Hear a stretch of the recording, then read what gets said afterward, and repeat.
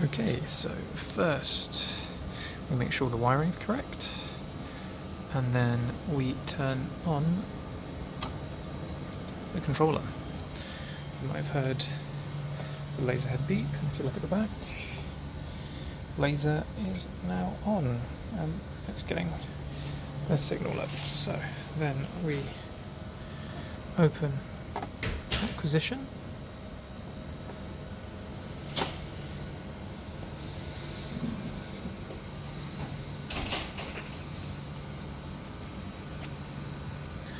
and then we can, here you can see what I'm trying to measure, and then we, making sure not to look inside it, open up the trap, and now you can see an unfocused laser beam is now on what we're trying to measure. So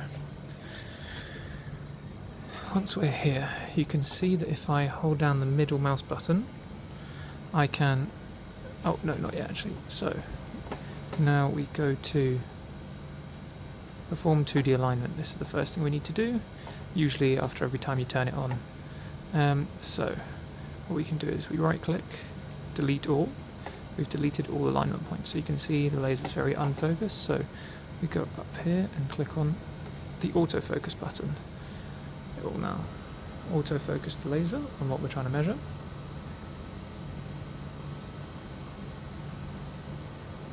Ta-da! Right. Now, what we do is we go to the four corners of what we're trying to measure. Oh, another thing to point out, you can zoom the camera in and out with this. So, we go to the four corners of what we're trying to measure. So let's say we're trying to measure this. We go to the four corners. If it's quite difficult to see where the laser sort of is here, then you might want to just stick to where you can get an accurate measurement. So when we're happy here, it's always safe to do an extra autofocus just to make sure it's properly in focus at the corner.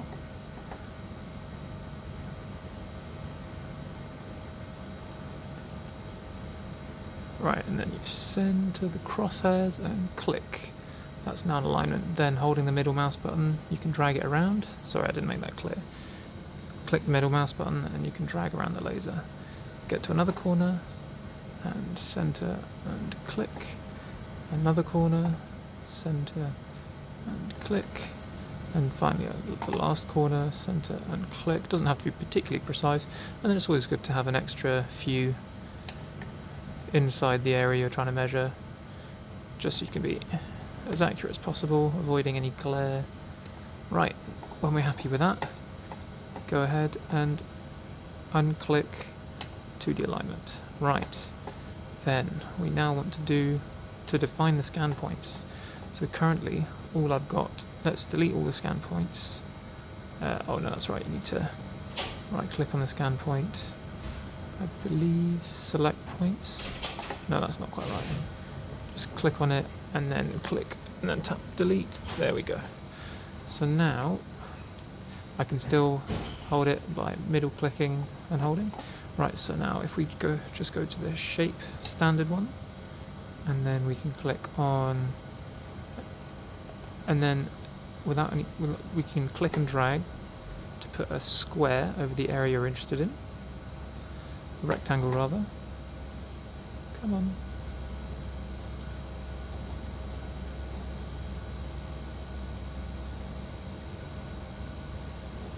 Why isn't it working?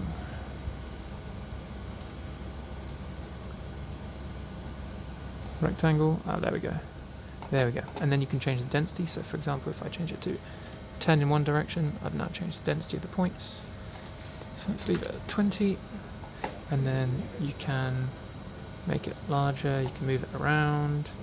You can, for example, if you click here, make it just an outline. So let's leave it like that when we're happy with that. Or you can delete this. If I just tap delete, oh no, if I click on it and then tap delete maybe. Yeah, there we go. And then we can just do individual points. If we're only interested in individual points, you just click on the points you're interested in and it will measure those points. But for now, let's go for a square. So click on square, or you can do a circle or whatever shape, or even a line, but let's go for a square for now. Let's just say that that's the area I'm interested in. Right, when you're happy with that, you can then unclick, define scan points, and here you are. So now you should see that if you click on random points, the laser will jump to it and should be very accurate because you've done the alignment properly. If the laser isn't lined up with the point properly, then you'll have to redo the alignment. And then if you go into the settings here, you'll find all the different settings. In general, it's best to leave it as is. In channels, you can describe what's coming in. The way I've set it up, reference 1 is displacement, reference 2 is velocity, and reference 3 is I've left as displacement, but is actually the voltage generated by the generator. Filters, you can add filters here. Frequency, this is the what sort of bandwidth you're interested in and the number of FFT lines. Trigger, I've left it off, but you can have it as internal, so it will only start measuring after a certain pre-trigger. This is important. You're going to want to mess around with the top 3 here to try and get the best possible measurement accuracy. So for example, currently I've got pretty much the highest velocity sort of calibration, but you can have, you just set whatever seems to work. And then generator, this is the important one. You can click on active and define what sort of outputs you want. And then when you click on OK, when you're ready, you can press this to start the generator. So now the generator is outputting what you defined. So I'm just going to turn that off because I'm not using it. And then if you want to turn the generator on, always turn it on before you start measuring. So turn it on, and then you can. So let's say I'm just interested in this one point. We can do a continuous measurement here, or a full scan where it will go through every single point. So let's just do a continuous measurement. So now you'll be able to see here, down here, if I check, reference 1, that's my displacement. I can then click this to get a better idea, or I can, for example, look at the velocity here. And if you go into FFT mode, you can, for ref1, displacement, get a magnitude measurement. Sometimes it will take a minute or so to give you a magnitude plot for the different frequencies, an FFT plot. But then when you're happy, you can click stop, and you should see the plots you're interested in down here. That was another thing to point out, is while you're measuring, it will show you what sort of signal level it's getting. If this is constantly red or very often red, that means that you're going over range, and you have to fiddle with those 3 settings I showed you before to get that sort of between 0 and max. It's fine if it's down here or up here, as long as it's not completely red or totally 0. Other things. You can autofocus the camera here. That's worth doing from time to time. You can actually turn off the laser here. That can be helpful, but in general, if you want to keep the laser nice and tuned, you're better off shutting the trap, the little door here, to keep it nice and warm. And then when you're happy with your result, you can either go File, Export, ASCII, and it will save the analyzer. This is called the analyzer. It will save whatever plots down here, and it will give essentially almost like a CSV file. It's a text file, but you can import it straight into MATLAB with each frequency and its relative magnitude. So that's one way of doing it. Another way of visualizing your data is to go here. If you click on Presentation, you'll be brought to this other piece of software, and here you have, if I go into Average Spectrum View, here you can see the previous measurement I had. So if I put it into magnitude decibels, you can see the nice peaks I got. Or if I'm interested in the velocity, then I can look. Let's put that in velocity. There we go. I can see the magnitudes of the velocities that were measured. or you can look at, if you're interested in the RMS values, you can look at those RMS values here.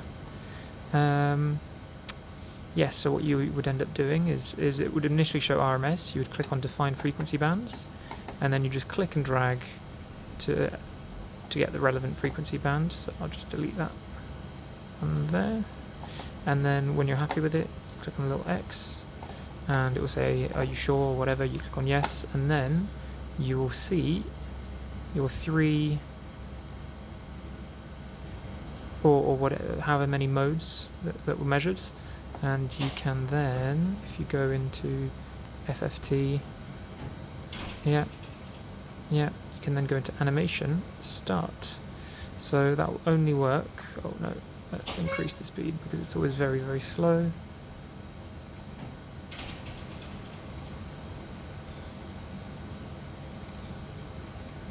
There we go. So here you can see the first mode that was measured.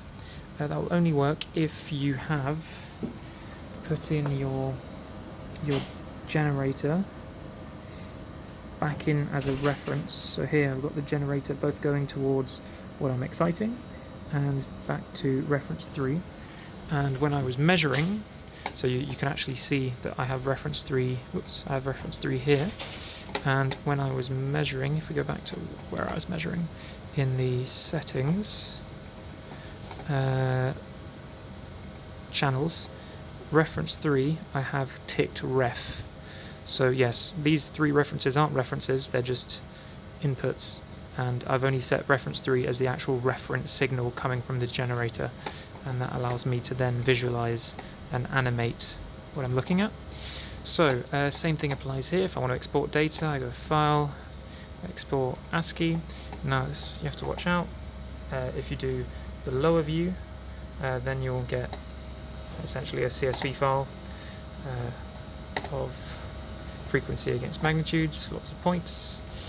Or if I stop the animation, or actually if I just go RMS, entire bandwidth, here we go. So now I can go File,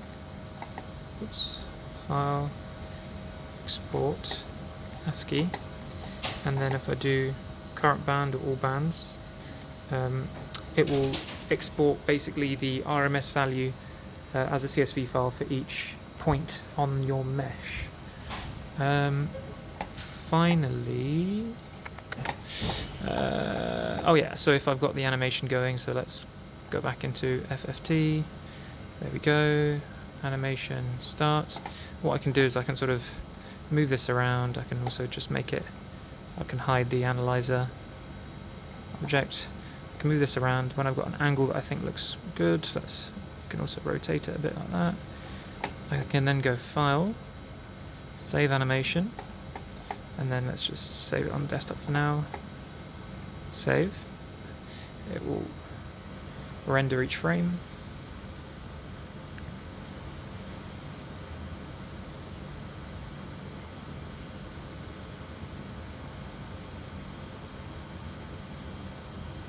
Right, so let's shut this. Also, you can save all the data as a sort of inbuilt polytext file, and and then you can come back to see all of this later. So you don't necessarily have to export the data as text file, as ASCII files. And then if I go to the desktop, we should find, where is it? There it is.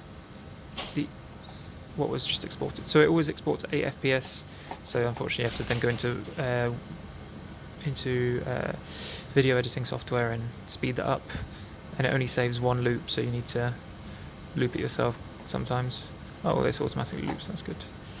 Right, and that's about it. Yeah. Okay.